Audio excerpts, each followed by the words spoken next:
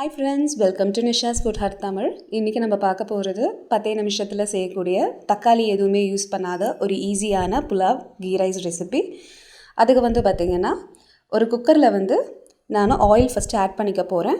4 spoon oil, கடலை எண்ணெயும் சேர்க்கலாம், சன்ஃப்ளவர் ஆயிலும் சேர்த்துக்கலாம். ஆயில் நல்லா சூடானக்கப்புறம் நெய் சேர்த்துக்க போகிறேன். நெய் கிட்டத்தட்ட 2லிருந்து 3 ஸ்பூன் அளவுக்கு சேர்த்துக்கலாம். ஏன்னா இந்த பிரிஞ்சி ரைஸ் புலாவுக்கு பார்த்திங்கன்னா இந்த நெய் தான் ஃப்ளேவர் கொடுக்க போகுது. இப்போ பார்த்திங்கன்னா பட்டை 2 துண்டு, ஏலக்காய் 2, மராத்தி மொக்கு 2, ஸ்டார் அனைஸ் அதாவது நட்சத்திர சோம்பு 1, கிராம்பு 2, சோம்பு 1 ஸ்பூன், 2 பிரிஞ்சி இலை. அது நல்லா வறுத்துக்கோங்க இந்த எண்ணெயிலையும் நெய்லையும். இது கூட காரத்துக்கு தேவையான அளவு 2 பச்சை மிளகாய் கீரி போட்டிருக்கேன். முந்திரி பருப்பு 10. ட்ரை ஃப்ரூட்ஸ் சேர்க்குறது பார்த்திங்கன்னா நம்மளோட ஓன் இன்ட்ரெஸ்ட்லேயும் சேர்க்கலாங்க. நம்மளுக்கு தேவைன்னா முந்திரி கூட பாதாம் குட்டி குட்டியாக கட் பண்ணியும் போடலாம். நான் இன்றைக்கி வெறும் முந்திரி பருப்பு சேர்த்துருக்கேன். பெரிய வெங்காயம் 3 அளவு சேர்த்துருக்கேன், நீளமாக நறுக்கினது. வெங்காயம், ஸ்பைசஸ், முந்திரி பருப்பு எல்லாமே எந்த அளவுக்கு வதங்குதோ அந்த அளவுக்கு நம்மளுக்கு இந்த புலாவ் டேஸ்ட் நல்லா இருக்கும்.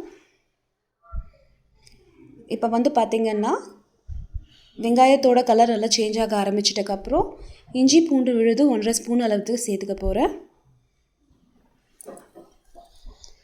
நல்லா அதோட பச்சை வாசனை போகிற அளவுக்கு நம்ம வதக்கிக்கலாம். இது கூட நம்மளுக்கு தேவையான காய்கறிகள் கேரட், பட்டாணி, பீன்ஸு, காலிஃப்ளவர், சோயா, அது எல்லாம் அந்த மாதிரி இருக்கிற எல்லா வெஜிடபிள்ஸும் சேர்த்துக்கலாம்.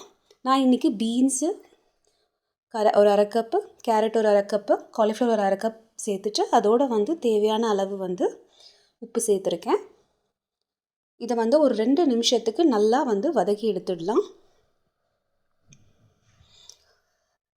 இப்போ நான் சீரக சம்பா அரிசி 3 கப் அளவு எடுத்திருக்கேன். 3 கப்பு ஊற வச்சு சீரக சம்பா அரிசிக்கு 5 கப் அளவு தண்ணி சரியாக இருக்குங்கிறதுனால ஊற்றிட்டு தண்ணி நல்லா கொதிச்சக்கப்புறம் ரைஸை சேர்த்துக்கலாம். உப்பு ஒரு தடவை நல்லா செக் பண்ணிக்கோங்க. கொஞ்சம் உப்பு கரிக்கிற மாதிரி இருந்தால் தான் நம்மளுக்கு புலாவுக்கு கரெக்டான அளவில் நம்மளுக்கு டேஸ்ட் கிடைக்கும். நல்ல ஒரு மிக்ஸ் பண்ணிவிட்டு நல்லா இந்த மாதிரி கொதித்து வர ஆரம்பிக்கும் போது இப்போ பாருங்கள், லோ ஃப்ளேமில் 15 நிமிஷம் விசில் இல்லாமல் வைங்க. அப்படி இல்லைன்னா விசில் போட்டு மீடியம் ஃப்ளேமில் வைங்க. இப்போ நான் 15 நிமிஷம் தம்மில் போட்டுட்டு பார்த்திங்கன்னா நம்மளோட சிம்பிள் வெஜ் புலாவ் ரெடி.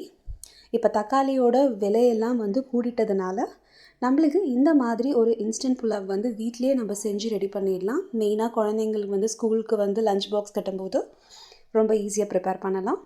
உங்களுக்கு இந்த ரெசிபி பிடிச்சிருந்ததுன்னா கண்டிப்பாக நிஷாஸ் ஃபுட் ஹட் தமிழ் சேனலுக்கு சப்ஸ்கிரைப் பண்ணுங்கள்.